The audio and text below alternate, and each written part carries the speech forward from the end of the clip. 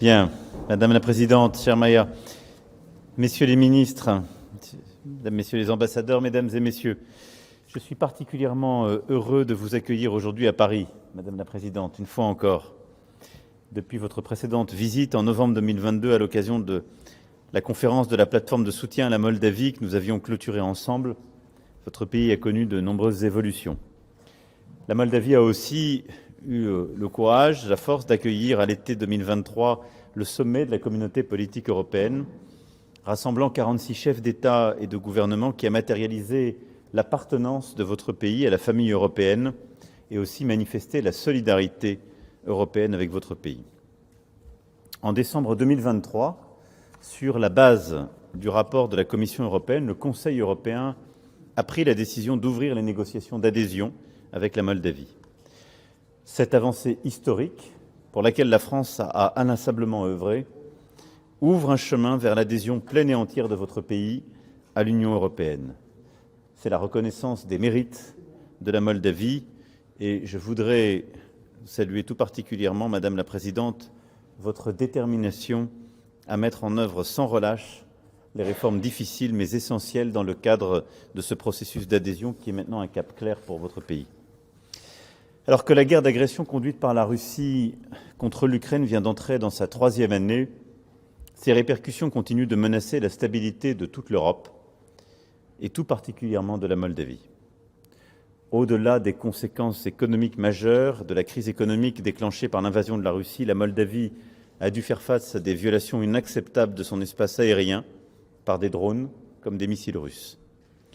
En outre, nous voyons à l'œuvre les campagnes de désinformation, les tentatives d'ingérence qui visent à diviser très clairement la société moldave, à saper la confiance de la population envers ses institutions démocratiques et au fond à tenter de faire obstacle à l'ambition européenne de votre pays en limitant sa souveraineté. La réalité démocratique de la Moldavie, son aspiration à son avenir européen, comme ceux de l'Ukraine, représente en réalité un défi pour la Russie de Vladimir Poutine, en développant à ses portes un autre modèle que celui, au fond, de la verticale du pouvoir, de l'endoctrinement des esprits, de l'assassinat des opposants politiques, du révisionnisme historique, de la surveillance de la société et de la guerre impérialiste face aux voisins. La liberté est l'aspiration légitime de tous les peuples et le peuple moldave peut être fier de son combat pacifique pour la liberté. Madame la Présidente, la France et l'Union européenne se tiennent à vos côtés pour aider la Moldavie à accomplir ce destin européen. Lors de la conférence qui s'est tenue ici même le 26 février dernier, pour l'aide à l'Ukraine, nous avons collectivement souligné l'importance de contribuer au renforcement de la sécurité et de la souveraineté de la Moldavie. Les discussions dans les domaines identifiés lors de la conférence de Paris du 26 janvier se poursuivront aujourd'hui même au niveau des ministres des Affaires étrangères et de Défense. C'est un engagement des Européens qui se traduira aussi en respectant pleinement les contraintes constitutionnelles de chaque pays. Nous contribuerons au plan bilatéral à cette action collective en faveur du renforcement de la souveraineté et de la sécurité de votre pays. C'est la raison de l'accord de défense que nos ministres vont signer dans un instant, qui nous donnera un cadre stable au renforcement de notre coopération. L'ouverture, dans les prochains mois, d'une mission de défense permanente à Chisinau permettra également de travailler plus efficacement au renforcement de nos relations dans le domaine de la formation, de l'entraînement, de l'interopérabilité de nos forces armées. Il ne s'agit là que d'une première étape qui sera complétée par de nouvelles coopérations, par exemple dans le domaine de la lutte contre la désinformation et les cyberattaques, autant de domaines dans lesquels nous avons développé des compétences, renforcé ensemble nos capacités pour tenir compte de l'évolution de la menace. Dans le domaine économique, nous allons signer une feuille de route bilatérale, identifiant des projets d'avenir à développer ensemble. L'Agence française de développement est également très active en Moldavie pour soutenir des projets dans les secteurs de l'énergie, la gestion des ressources naturelles, l'irrigation ou le transport ferroviaire. Madame la Présidente, nous évoquerons beaucoup de sujets dans un instant, mais je tiens à saluer votre détermination, vous redire notre soutien et l'étape franchie aujourd'hui en matière militaire, de soutien économique et financier et d'infrastructures marque évidemment à nouveau notre confiance, notre détermination à contribuer à vous protéger et vous aider. Merci, Madame la Présidente. Dear President Macron, colleagues, members of the media, it is a pleasure to be back in Paris.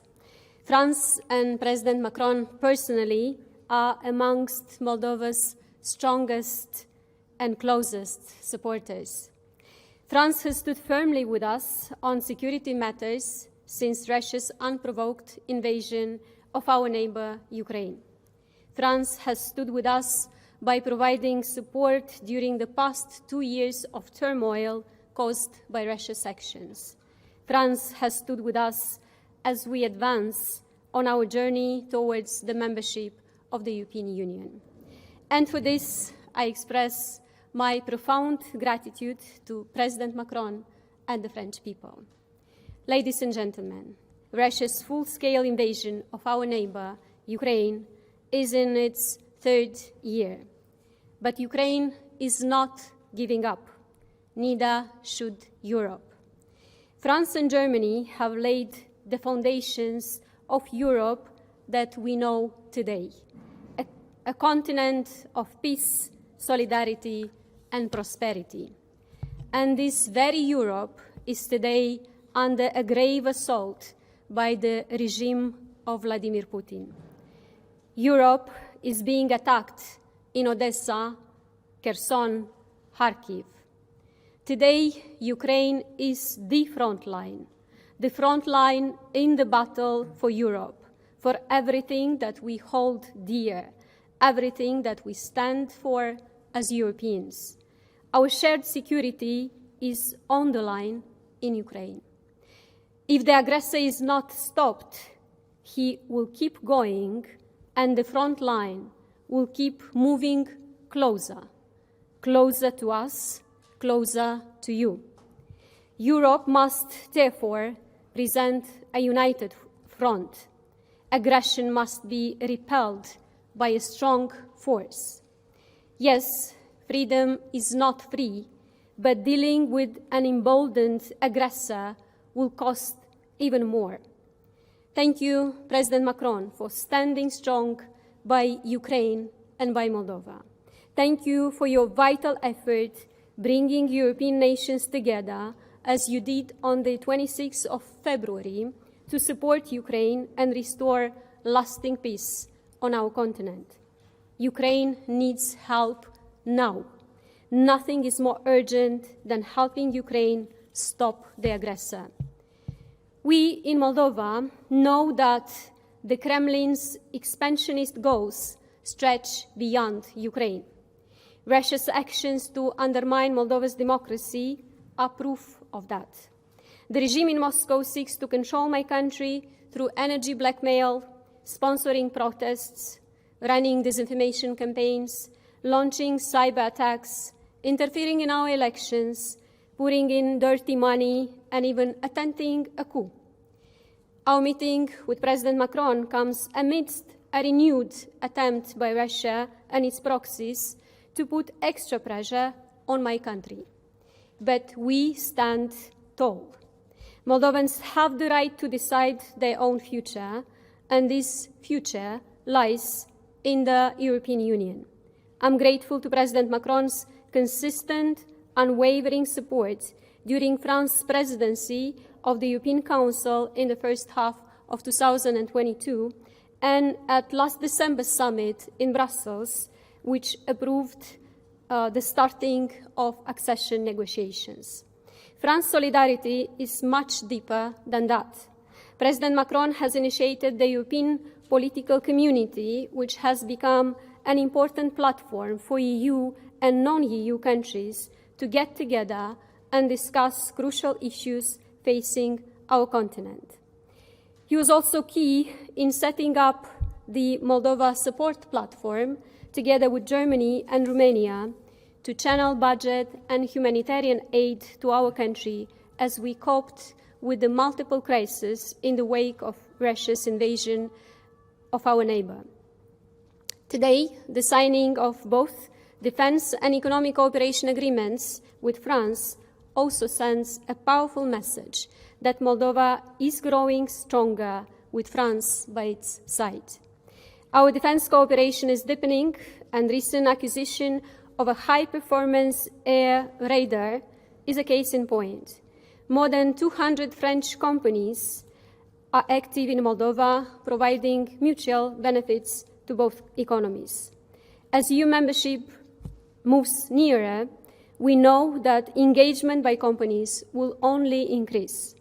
Preparing for EU membership is already strengthening our economy and strengthening our resilience. With the support of France and that of others who stand by us, we know that we are not alone. Together, we will make sure that Moldova will be free, will be peaceful, and will be in the European Union. Merci.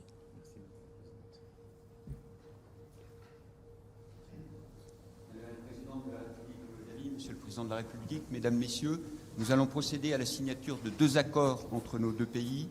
Le premier texte est un accord entre la République française et le gouvernement de la République de Moldavie relatif à la coopération dans le domaine de la défense.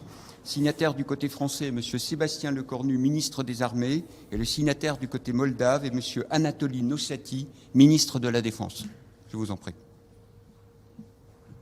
Agreement between the government of the French Republic and the government of the Republic of Moldova on cooperation in the field of defense. Signatory for France, Mr. Sébastien Lecornu, Minister for the Armed Forces. Signatory for Moldova, Mr. Anatoly Nosati, Minister of Defense.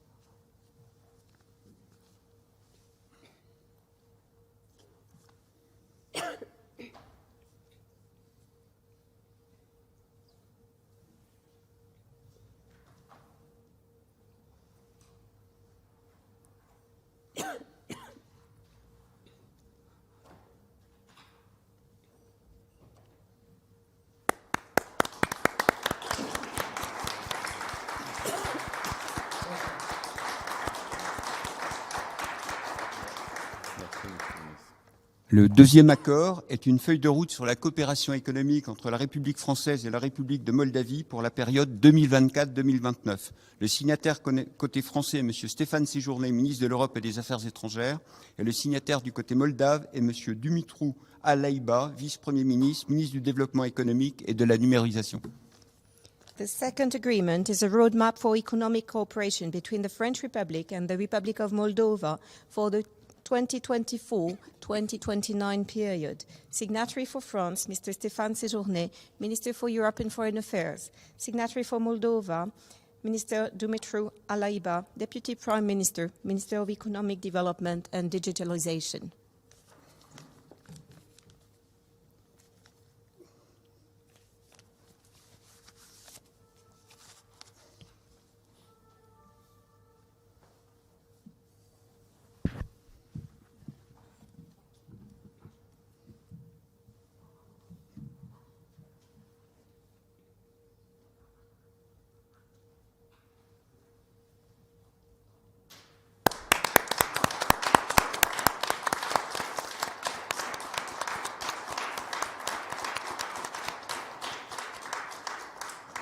Cette cérémonie est désormais terminée. Merci beaucoup. Ceremony is now over.